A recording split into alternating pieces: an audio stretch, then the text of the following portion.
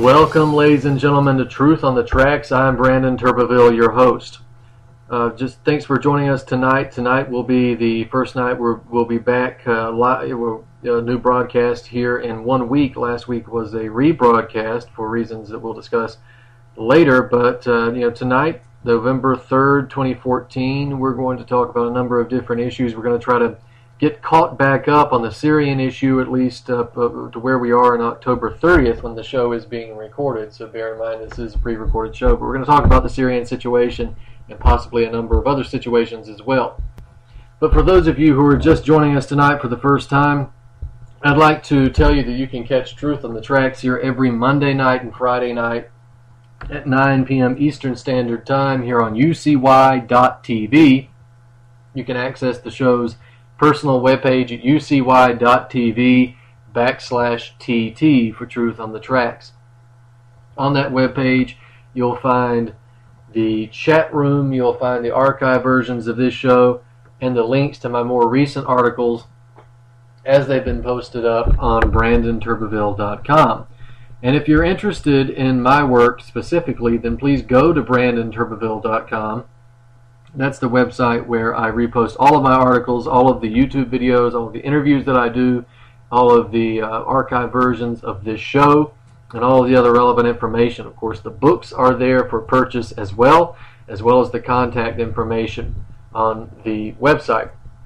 Should be relatively easy to navigate. Now, also check out activistpost.com, theantimedia.org, irrelevantparadigm.com, naturalblaze.com. These are the websites that I write for regularly. So again, BrandonTurbeville.com is sort of the hub for all of my work.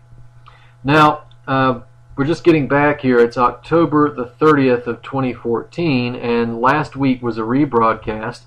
It was a rebroadcast because I was in Europe. I was in England to attend the David Icke talk at Wembley Arena. It was a very good talk.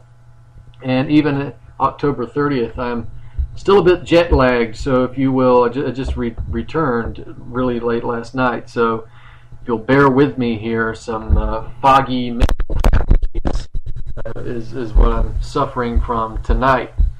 So the Syrian situation remains much as it was before the last original broadcast of this show 2 weeks ago, which is the imminent creation of a buffer zone in Syria, and of course the situation in Kobani. Now, we've had, before we talk about the buffer zone foolishness, we've had a situation in Balad, Iraq, where there were chemical weapons used. That's right, chemical weapons. Remember, it was the end of the world when Assad allegedly used chemical weapons, when it was in Ghouta, when it was found out that it was actually the death squads that used the chemical weapons. Then all of a sudden, nobody cared anymore. So if Assad used chemical weapons, then bombing had to be conducted, an invasion had to take place. But if the death squads used chemical weapons, then we could all go back to watching TV. Now, there's been chemical weapons used in Iraq for the first time. Surprisingly, they weren't used by Saddam Hussein, who didn't have them. They're used by the death squads. That's right, ISIS. ISIS militants have used chemical weapons against Iraqi police. This is apparently chlorine gas related. They have apparently gotten chlorine gas. And it's not very hard to make a chlorine bomb. Apparently you take chlorine in a tank or some type of canister, and if you put it on a warhead, you've essentially got what turns out to be a chlorine cloud. Once it detonates, right, once it explodes, you have a chlorine cloud, a chlorine gas, and of course that's a very bad way to die.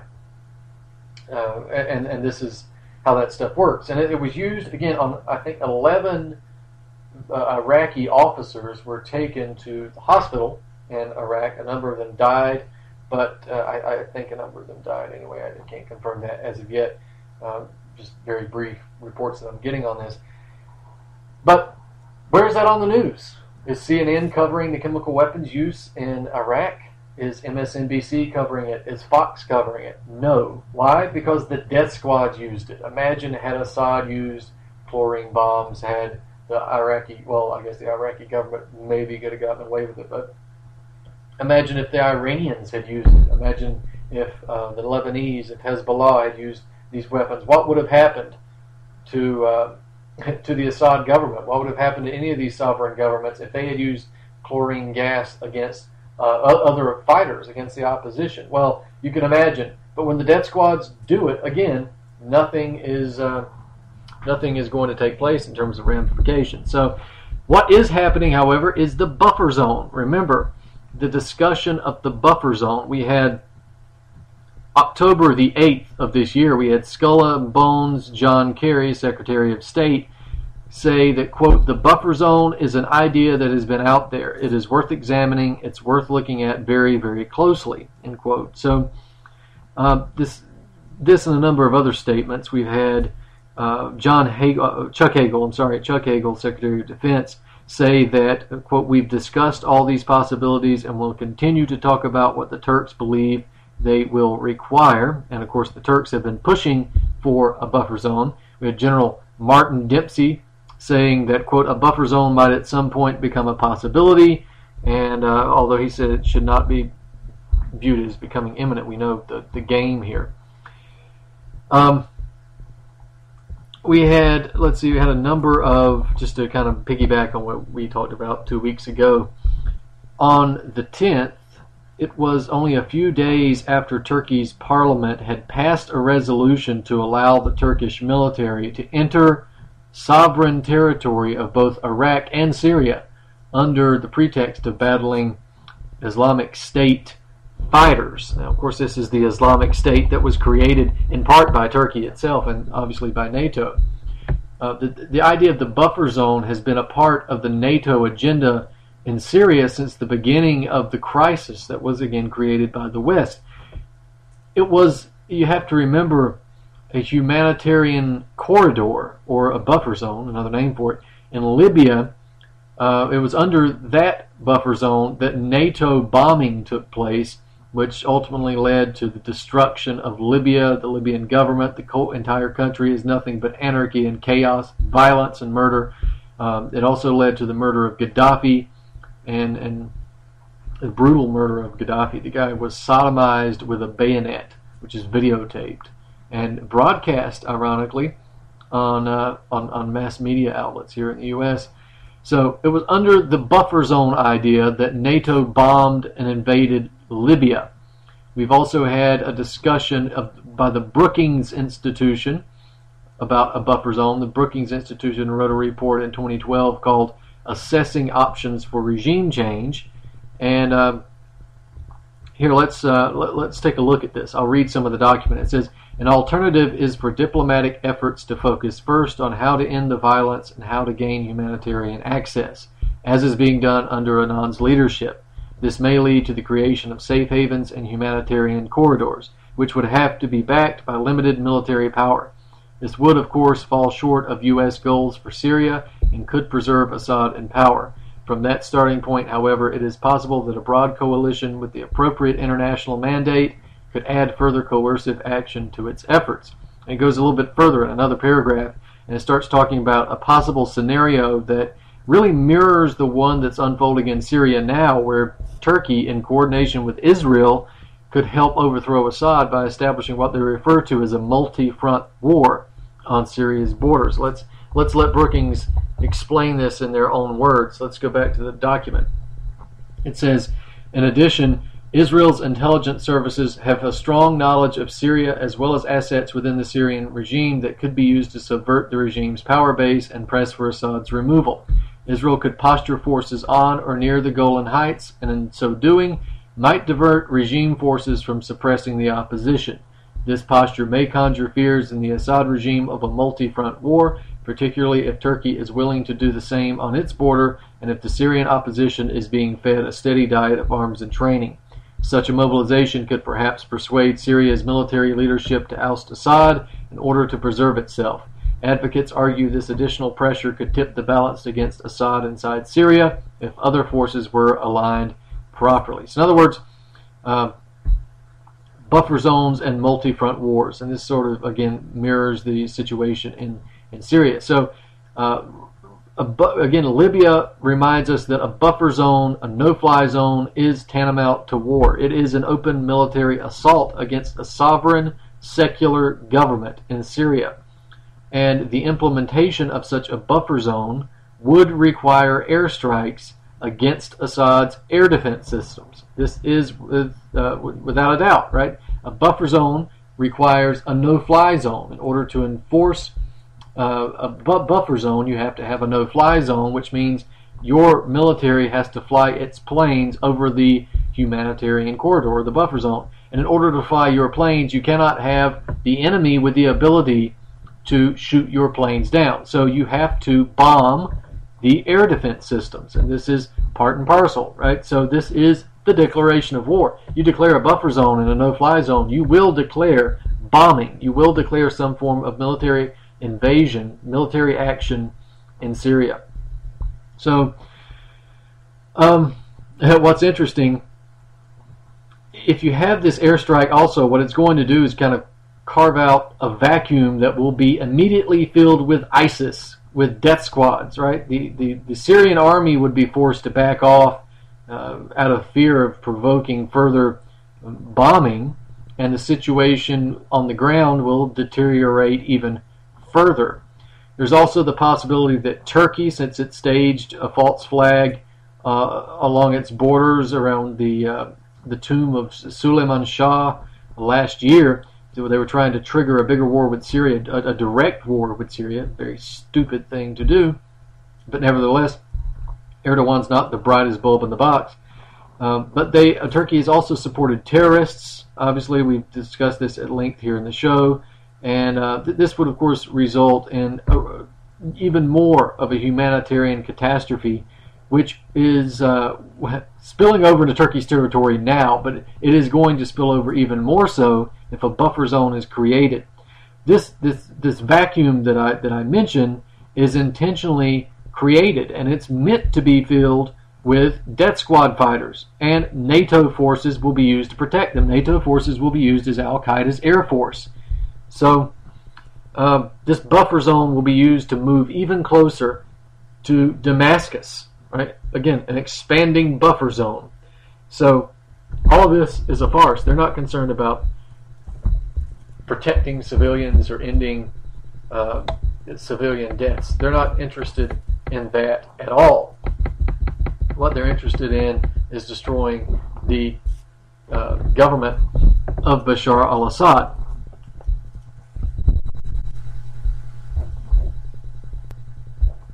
So that the article that I wrote that dealt with that is up at BrandonTurbeville.com and Activist Post. But I've got another article entitled "Mainstream Media: A No-Fly Zone for Truth." And so we're talking about no-fly zones. Let's talk about the no-fly zone of facts surrounding the mainstream media, right? So we continually are receiving this pro-war propaganda telling us there is a necessity of an intervention in Syria, necessity of invasion in Syria. There's this constant attempt to present Bashar al-Assad as a crazy villain, a butcher, a sectarian dictator, all of this stuff. And it's not going to let up. It's just not going to let up until we eventually invade Syria. And then the sights will simply be turned onto Iran. And again, why would it? Why would it let up? Because that is the nature of war propaganda. It's meant to be relentless. It's meant to goad a gullible public, and a public made up of people who would, in ordinary circumstances, not desire war. They would not have anything to gain from it in almost every circumstance. And it's meant to meant to goad these people into supporting a war, an unfounded war, baseless war, immoral war, a costly war. And it's meant to promote their going into a country with people a lot like them, shockingly like them. You'd be surprised how the people of Syria, the people of Iran, the people of Iraq are very much like you in a lot of different ways.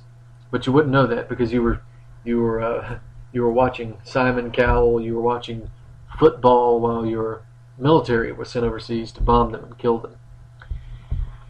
So we've got this article. We just wanted to address this. It's put out on October 9th by Vox, and it's called Buffer zones, the new international plan for a mini invasion of Syria explained. Now, this is not the only example of Western pro-war propaganda. It certainly won't be the last. It's not a perfect.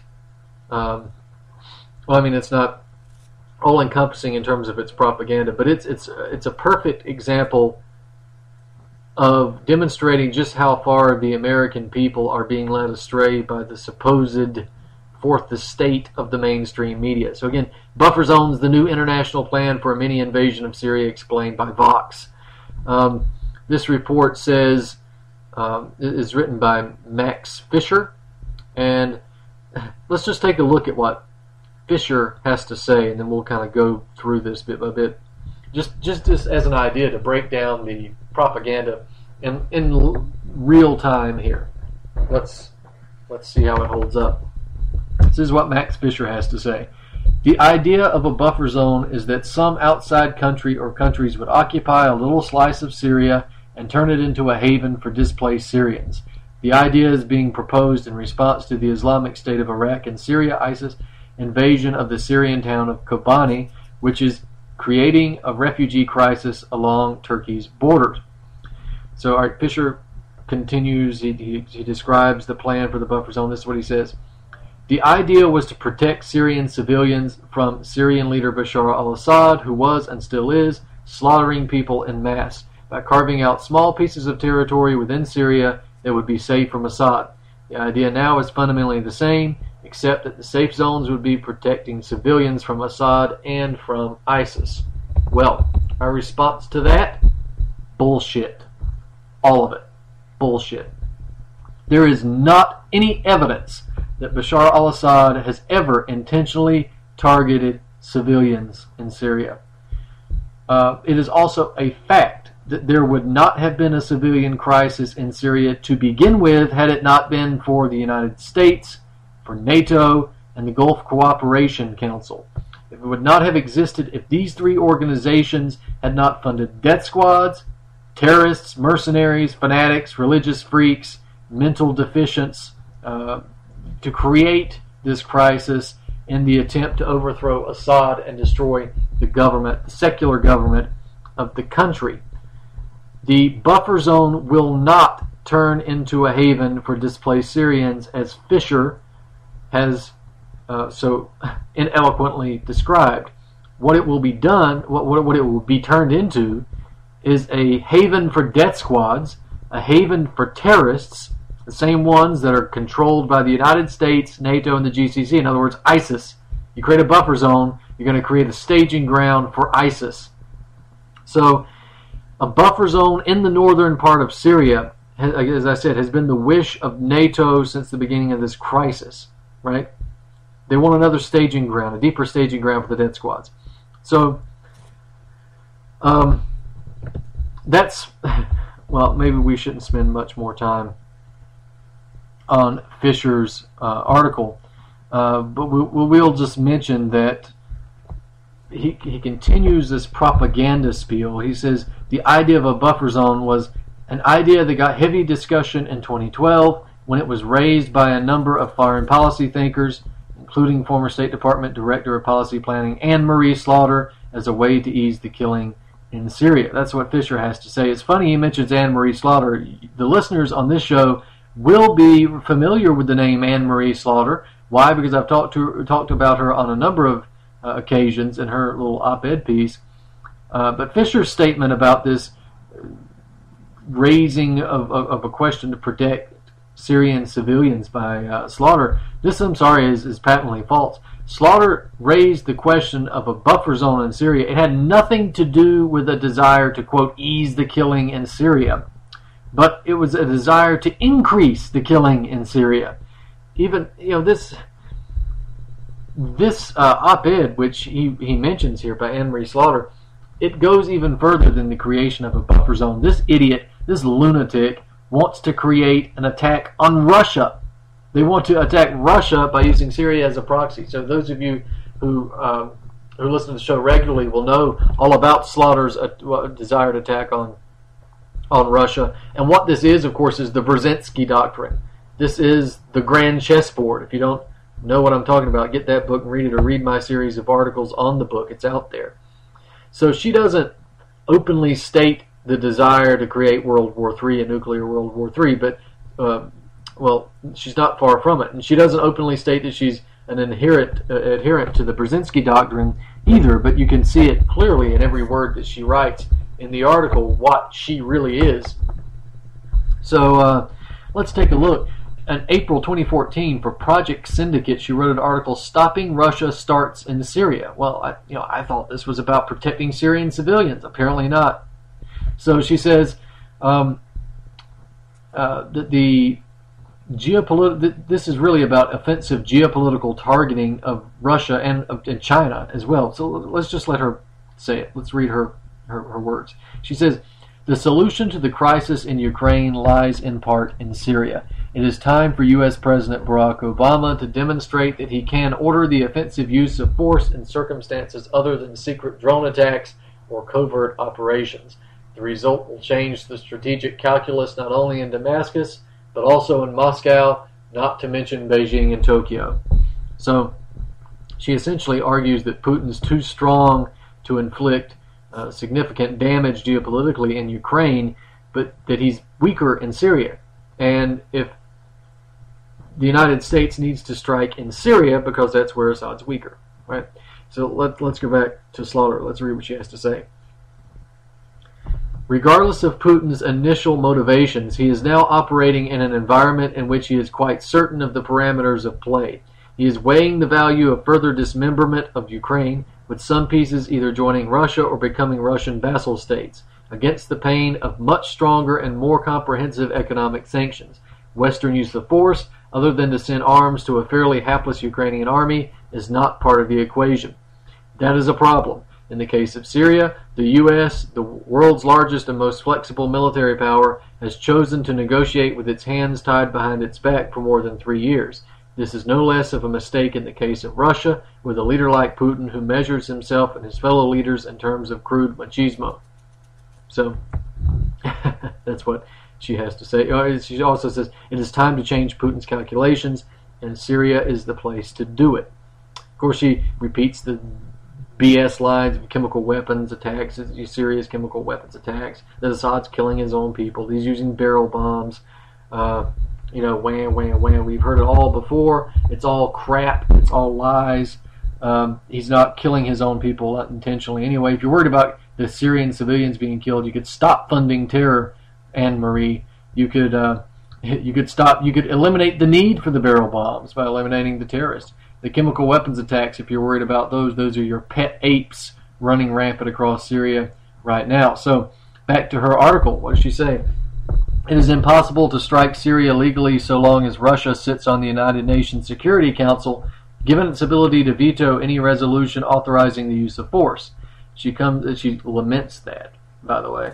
She comes back and she says that the U.S. should act anyway, unilaterally, multilaterally, doesn't matter, by striking Syria and at the very least destroying its fixed-wing aircraft. So look at Anne-Marie Slaughter, ready to fight and die to the last American.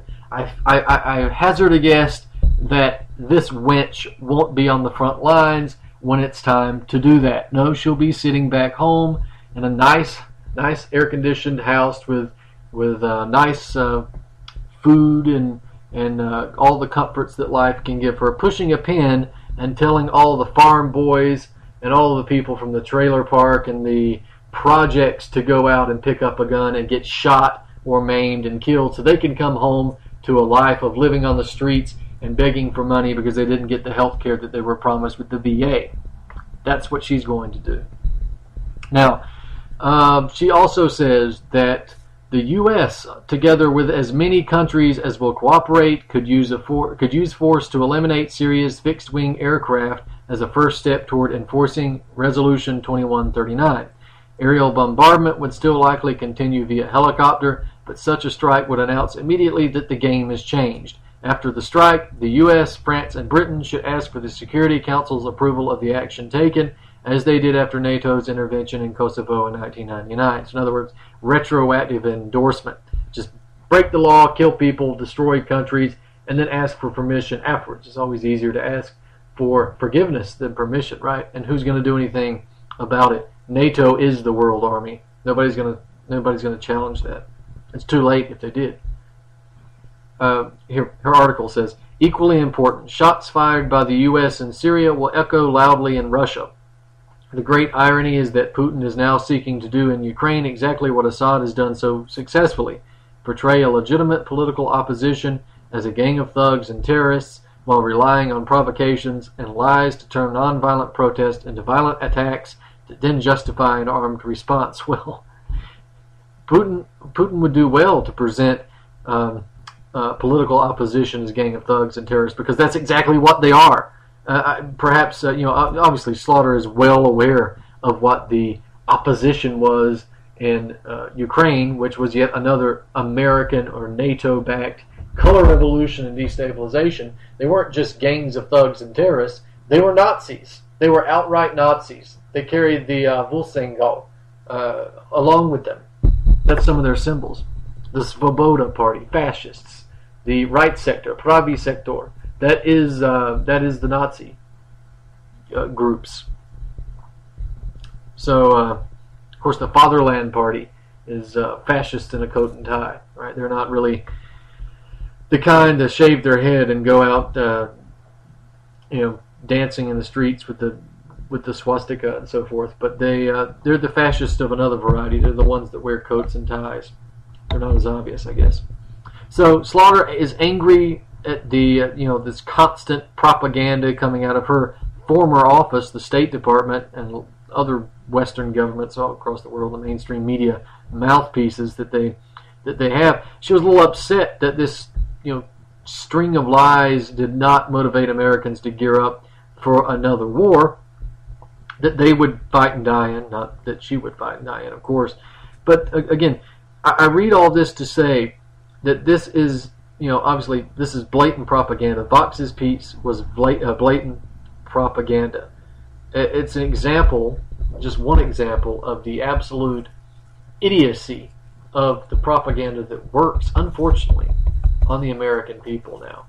And, it's really a shame that we continue to follow through with that. But since we have brought up fascists and Nazis, I guess we could talk about the Holocaust, because there's a number of Holocaust claims being thrown around over Syria. So we'll deal with that when we come back on the other side. Ladies and gentlemen, stay with us. We'll be right back after this.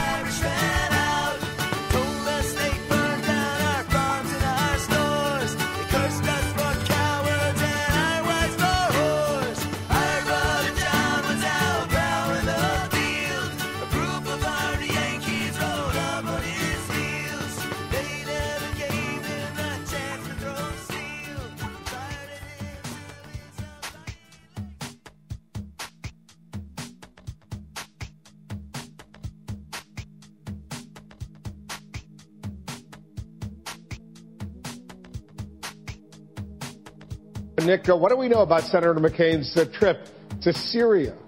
It seems to have been reasonably brief, crossing over from the Turkish southern city of Kilish, heading, it seems, about a kilometre inside Syria through the Bab al-Salama crossing. Now, I've been through that myself. It's mostly refugees on the other side of the border, and quite a distance till you get to the first major heavily bombarded city of Azaz. He appears to have met the head of the Supreme Military Council, that's the governing body of the Free Syrian Army, General Salam Idris. They clearly spoke, made meetings with other activists from the other cities around Syria too, but one of the main NGOs that took him in there, the Syrian Emergency Task Force, cleared that part of the purpose of this was to show that it's possible to get inside Syria, that it's not too dangerous, that it's not overrun by extremists. Of course, this visit putting clear pressure, though, on the Obama administration, Wolf.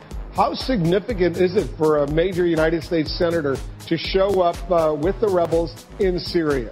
Well, it gives the people he met a degree of credibility. It gives the idea that perhaps there's a rebel-held area in the north that can be dealt with on a diplomatic level. It gives that idea some credibility too. But above all, we're talking about the exact choice of senior US politician to go there. Senator McCain having been the most outspoken advocate of a no-fly zone, of strikes to disable the Syrian regime's air force, of greater assistance to the rebels militarily, stopping short of US boots on the ground. But recently in Time magazine, he was quite clear. He now believes that the costs of inaction outweigh the costs of action. Although many analysts do say the ideal window for a swift and decisive US intervention is long behind us, now this war is dragging into much more of a regional conflict. The US can only get more mired in the war.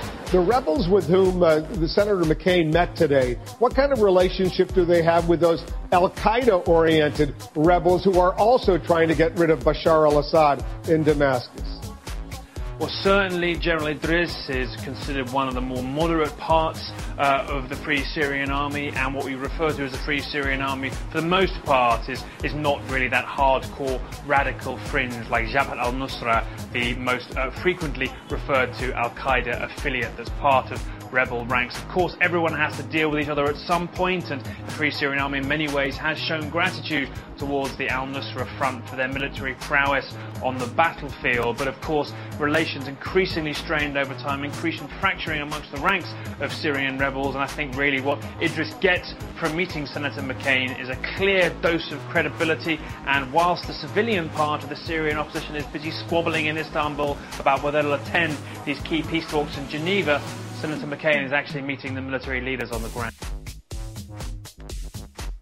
For more news, visit pigminews.com.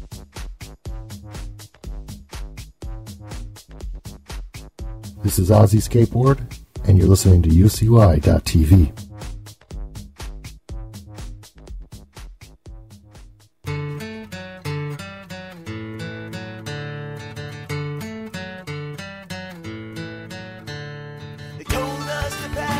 Welcome back, ladies and gentlemen, to Truth on the Tracks. I'm Brandon Turbeville. Now, before the break, I mentioned that we wanted to talk about these Holocaust claims coming out of the mainstream media against Bashar al-Assad. So we've got the U.S. and NATO eyeing the possibility of a buffer zone, a no-fly zone inside Syria, and immediately we get a volley of reports coming from the mainstream media outlets alleging more crimes against humanity by Assad. Yet more crimes against humanity. So they're all just coming at the right time to ignite the right amount of outrage, indignation, by the American public. Whatever amount of that can be aroused. And again, Zbigniew Brzezinski in his book The Grand Chessboard actually worried that perhaps the propaganda narratives went too far, because there was coming a point where the American people would become so docile and so lazy and so stupid as a result of their propaganda that they wouldn't even be able to be ginned up to go to war. So I just took a step away there from the actual topic, but there's a report about an incident in Syria. Well, not really an incident in Syria, but we have this report coming out from a guy named, he's a defector, an alleged defector, I should say. His name goes by a name called Caesar. I guess there is some implications in that name, but he spoke in front of a closed-door session of the House Foreign Affairs Committee as far back as July of this year, and he presented photos to the committee. These photos are supposed to be in the numbers of tens of thousands of photos, and they're being currently analyzed by the FBI at the request of the Ambassador at Large for War Crimes, Stephen J. Rapp. Now, Rapp gave an interview, and he said that the photos are, quote, horrific. Some of them put you in visceral pain. This is some of the strongest evidence we've seen in the area of proof of the commission of mass atrocities, end quote. So apparently RAP tried to head off any suggestions coming from people that have firing brain cells that the photos might be fakes, or that they might be just photos of some other atrocity, perhaps of an atrocity committed by the death squads. They could have picked many because they've committed many. The ambassador said that the FBI has assured him that they think it is impossible that the photographs could be forgeries. The FBI says there's no evidence of doctoring. So it's kind of a crazy conclusion to come to, isn't it? That the investigation isn't over, but they know that they're not fakes. So the FBI has determined that it is impossible that these photos are fakes before they have even finished the investigation to determine whether or not they are forgeries or fakes. Nice work, FBI. This is that 9/11 style investigation that got you where you are. So you gotta wonder, the FBI, did they determine the veracity of the photographs before they even opened up the packages they came in? You know, this is interesting stuff. So we've got Michael Isaacoff writing for Yahoo News. I just pulled this off Yahoo. It says, the story behind the photos begins in March 2011 when Arab Spring protest, not Arab Spring protest, NATO-backed death squad and destabilization campaign against the Assad government swept through Syria. As the military began rounding up suspected dissidents, Caesar, a military police officer, allegedly, was assigned to lead a team of 11 photographers whose job it was to document the deaths of detainees brought to a military hospital from 3 detention centers around Damascus. So, alright, so the summer of 2013, Caesar told investigators he was so sickened by what he was seeing that he made contact with Syrian rebels. I can't do this anymore, he told them, according to David Crane, a former war crimes prosecutor for Sierra Leone, who spent hours interviewing Caesar as part of a separate review of the photos commissioned by the government of Qatar. Well, this guy had no problem photographing dead bodies for 2 years, so this guy, when he finally does suddenly have a road to Damascus change, pun intended, he decides, I'll contact the people who are committing even more war crimes, even grosser war crimes than Assad. I'll contact the Syrian death squad rebels. I'll contact the bearded monkeys who have killed, raped, and tortured, and beheaded, and caged, and hung children, and all that kind of stuff. I'll contact them because I want to be around true humanitarians, I guess was going through his mind. So there's another review of the photos commissioned by who? The government of Qatar. You know, the government that's funding the death squads. Yes, this isn't, there's no conflict of interest here, is there? Of course not, Yahoo News. This is all just coincidence. Well, remember, they funded a report that came out some time ago rehashing these same photos and claiming that Assad had concentration camps. This was a Qatari-based report. So this Caesar, right, says, Caesar began smuggling his photos to the rebels, providing them with thumb drives concealed in his shoes, Crane said. To protect his family, Caesar faked his death, staging an elaborate funeral before he escaped from Syria in August 2013. He is now hiding in Europe. Well, alright, so he began smuggling his photos to the rebels. That's what they need. They're in a military battle with Assad. They need photos of dead people. Well, they already know this is happening if it happened, right? They should know this is why they're fighting. Isn't this why this silly Arab Spring started? Why do they need the photos? So Caesar fakes his death. Did he really? Did he really fake his death, or was the man whose name he's using actually dead? Did he die in real life? That's a good question. Well, we don't know. I'm not going to speculate too much on that, but I'm going to throw it out there because it's entirely possible. All right, the photos, according to Crane, document an industrial killing machine not seen since the Holocaust. Well, right on schedule. Here comes the Holocaust references. They show corpses, some of them lined up in a warehouse, many appearing to be victims of starvation, their ribs protruding from emaciated bodies. Well, that's the standard fare whenever you want to jerk at the heartstrings and use the shock value, right? They show corpses. Well, I guess in a war zone there's no corpses. I guess the death squads haven't produced any corpses of their own. If you produced almost 200,000 corpses. But I guess those don't count. Only these people count. These particular people who are lined up in a warehouse because it's it's very cruel to dead people to line them up in a warehouse. Does it matter that they're in a warehouse? They're dead, right? They're victims of starvation. Now, I wonder if they're victims of starvation because the death squads killed them, or because they had a trade blockade, a food blockade in their village. Perhaps that's the reason. I guess I wonder if we're going to have photos of starved civilian Syrians posted in the newspapers in the areas where the United States bombed the grain facilities and the grain storage facilities. I guess we won't do that then, though, because that's not the appropriate target. So the Syrian government denied the photos as fake, or denied most of the photos as fake, and said that it believes that the photos are actually bigger, or pictures of dead terrorists who were killed in battle. So the suggestions that the Syrian government makes about these being actually photos of the terrorists that's entirely plausible, and is probably true.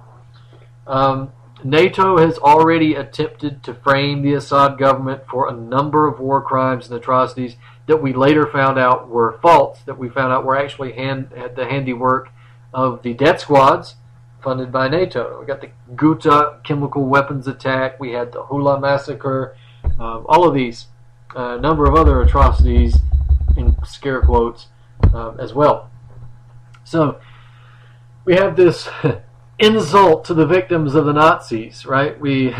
Everything the United States want to do, they drag the corpses of the Holocaust victims up to be used as stage props. I think the victims deserve somewhat better than that, but they won't get it.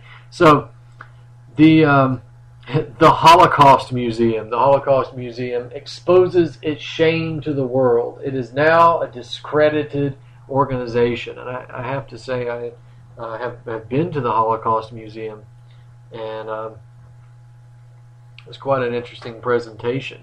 But now, after this foolishness, I would have to say that any future information presented by this museum should just be done away with, right? The investigation's not even over, and now the Holocaust Museum is disgracing the very victims it claims to be representing by comparing something that it doesn't even know happened to the Holocaust. Well, I'm sorry.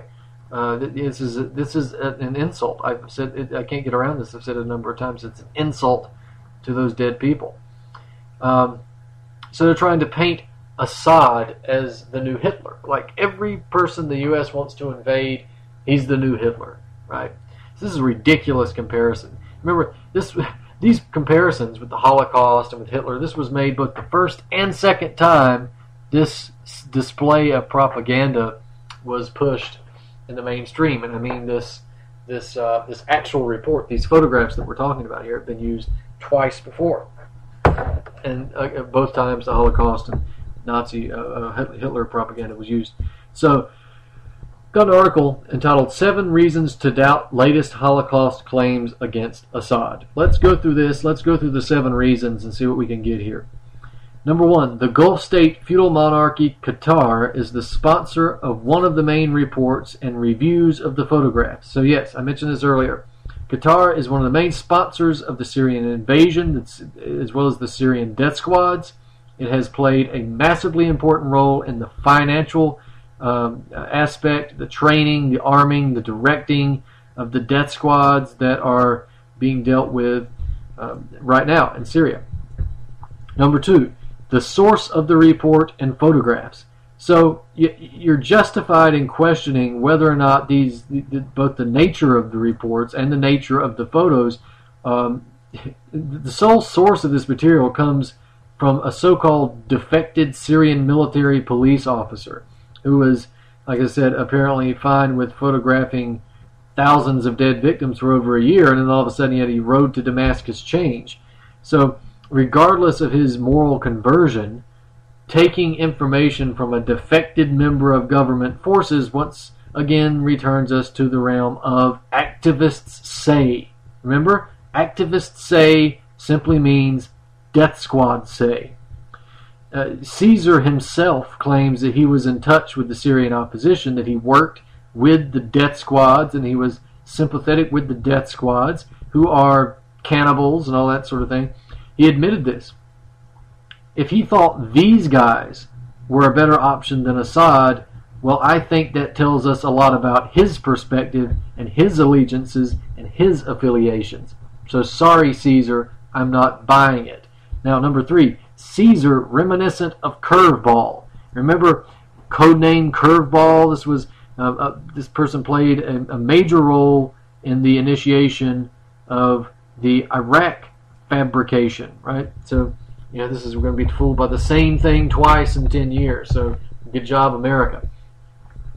Number 4, past claims of Assad's crimes against humanity, right? It's important for everybody to remember that we have these past claims of crimes against humanity on the part of Assad, which have all turned out to have been the result of the death squads, not the Syrian government. Again, Ghouta chemical weapons attack, the Hula massacre, all of this, the Syrian government has been exonerated by all available credible evidence.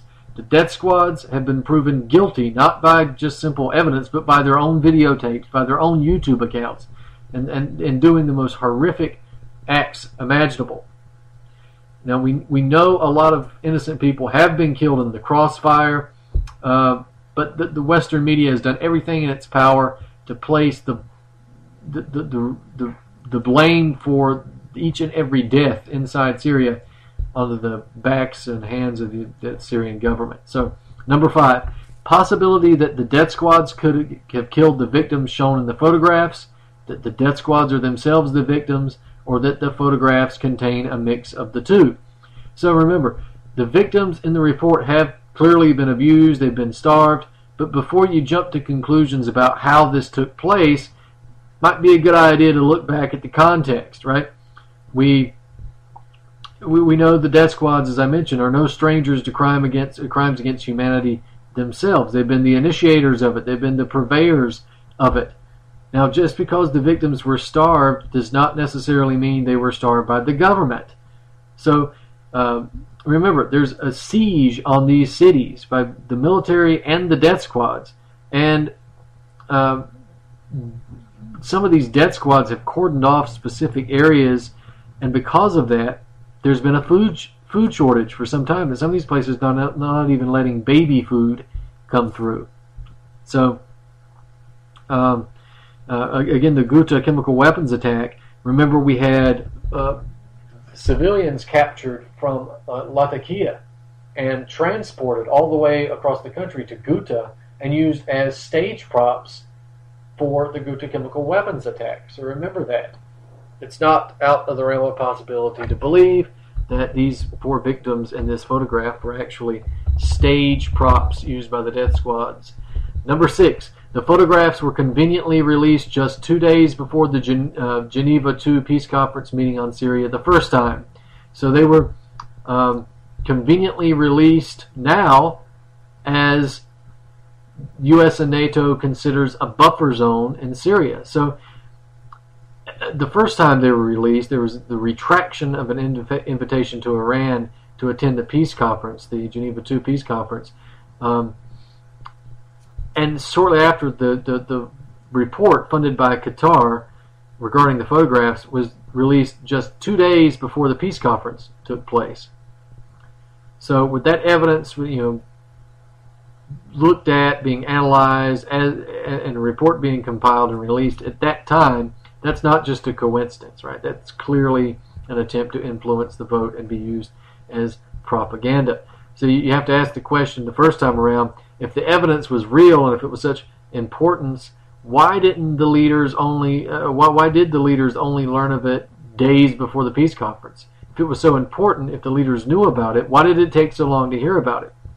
Now, as the U.S. and NATO look at a no-fly zone in Syria, they're being recycled. The photographs are being recycled, complete with the needed Hitler references, the Holocaust claims, and all of that.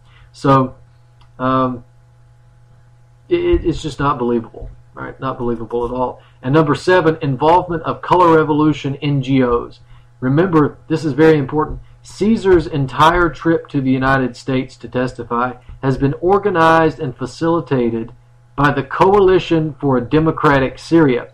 That is an organization that has very close ties with the National Democratic Institute, the NDI, which itself is a subsidiary of the National Endowment for Democracy. Both of these groups are notorious color revolution operations. And in fact, let me read you something from the NDI website. It says, NDI works with a number of established political parties and emerging movements on party development and organizational structure. The Institute's partners include the Damascus Declaration, the People's Party, Building the Syrian State, the Kurdish Youth Tansikiyat Union, the Ahrar Party, the Muslim Brotherhood, the Democratic Platform, the National Change Trend, the Syrian Democratic Coalition, and the Yekiti Party, as well as many others. It's also notable to mention that the SDC website contains a number of pictures of Syria with the green, white, and black flag of the death squads, not the red, white, and black one of the Syrian government. So it shows you that they support the death squads. SDC, of course, is the Syrian Democratic Coalition that funded Caesar's trip to the U.S. The NDI website also admits funding terrorists in Syria, even though it was through a couched means, but it says, let me read this to you. NDI has built long-term partnerships with Syrian organizations since 2005. Yeah, we know. Working with more than 1,200 Syrian Democrats and an extensive network of civil society leaders and opposition activists. Through 2010, NDI assisted a Damascus-based civil society organization and resource center, Itana Press, in assessing the needs of civil society in Syria and building resources and knowledge to meet those needs. Since the beginning of the Syrian conflict in 2011, NDI has intensified its assistance to opposition activists seeking democratic reform. So, with all of these points that I just mentioned, with all of the connections to NGOs and color revolution organizations, the shadowy defectors, the convenient timing of the release, all of this really precludes a determination that these photographs are accurate, or at least accurate in the way that they're being presented. So, only got a couple minutes left, so let me jump into this. FEMA conducting pandemic drills amidst Ebola crisis. This is from October 16th, but just throw this out there because we only have a few minutes left. We have the fact that FEMA has been preparing for the appearance of a pandemic of deadly disease in the near future. They've been doing this for quite some time, back in 2013, before anybody had heard of this recent Ebola outbreak, before it was reported, before it was even an issue, allegedly. This article of mine comes, it's up at the website, Activist Post, but it comes before we see videos now of this strange convoy of trucks going down the interstate, and there's video out there of that, and we don't quite know what that's about, but a lot of people have been drawing parallels between the possibility that it was some type of covert government transport system carrying FEMA-based supplies or police state equipment. We don't know. We could speculate all night on that, but we'd never get an answer, so there's no point in dwelling on it. We have this we know happened here. This is the FEMA Pandemic Exercise Series Pandemic Accord 2013-2014 Pandemic Influenza Continuity Exercise Strategy. And this was from the SIFMA.org website, and this is what it says. The federal executive boards in New York City and northern New Jersey, in partnership with FEMA Region 2, the Department of Health and Human Resources Region 2, New York City Department of Health and Mental Hygiene, Securities Industry and Financial Markets Association, that's SIFMA, and the Clearinghouse Association are sponsoring a 2-year series of pandemic influenza continuity exercises, Tabletop Exercise 2013, which is complete, Full-Scale Exercise 2014, to increase readiness for a pandemic event among federal executive departments and agencies, U.S. court, state, tribal, local jurisdictional, and private sector continuity. Exercises, they have been underway since 2013. They are scheduled to continue until December 4th of this year. They will involve 8 scheduled events and or webinars that will discuss questions that surround continuity of operations for essential services, transportation impacts, disruption in communications and internet connectivity, disruptions to power sources, and other related possible damages to the normal function of societal life. These exercises deal with the aftermath of the pandemic, including coping with the deaths of multiple co-workers' loved ones, replacing staff, and replacing personal protective equipment for potential next wave. So the idea is that this is a fictional pandemic. It's designed as an influenza virus that spreads from person to person worldwide. The SIFMA website describes that setting, the fictional setting for the disease, by peppering in statistics regarding the 1918 Spanish flu and projected damage done to the U.S. population and the U.S. economy. So the stated objectives of the exercises are to mitigate vulnerabilities during a pandemic influenza outbreak, to identify gaps or weaknesses in pandemic planning or in organization pandemic influenza continuity plans, policies, and procedures, and encourage private and public organizations to jointly plan for and test their pandemic influenza plans. The SIFMA website also provides what they call an overall summary of the exercise, as well as the links to the webinar presentations, which you can actually view for free. So if you click on the link, you can actually listen to the webinar. It's public. So, regardless of the origins of the Ebola crisis, whether it's a conspiracy, whether it's just incompetence, whether it's intentionally being brought in, whatever it is, there are a number of aspects to this Ebola situation that don't add up. And, preparedness on the part of the federal government for a pandemic, that's not a bad thing. But the behavior that the federal government has exuded since the Ebola outbreak, I guess, is just not one that is, exhibiting preparedness. It's one that's showed bungling, the lack of coordination, the lack of ability to take concrete steps of prevention and treatment, and of course, this is hard to believe that.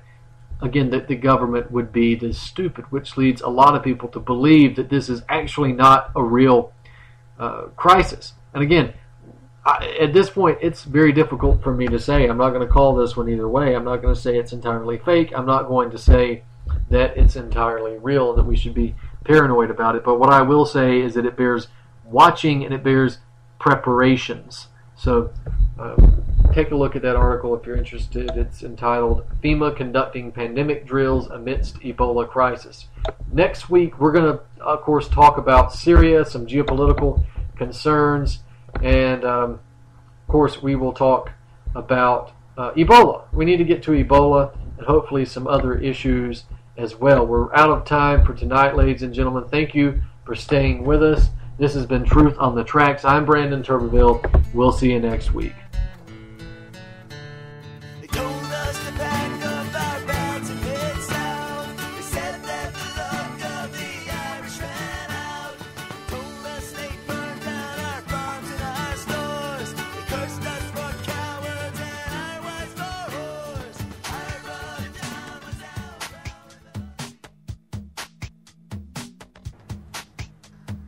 And on top of that, I am concerned about this report about Syrian rebels and the ceasefire with ISIS. Senator Paul, that's not true. Well, it's not true. It's not true. Whether I don't care about the report. I know these people intimately. We talk to them all the time. But also, let me point out that if we are going to conduct a conflict the way you are describing it, and I'm afraid that's the case, this is reminiscent of Vietnam, the gradual escalation that ended up in one of the worst defeats that America has ever suffered. For more news, visit pigminenews.com. This is Ozzy's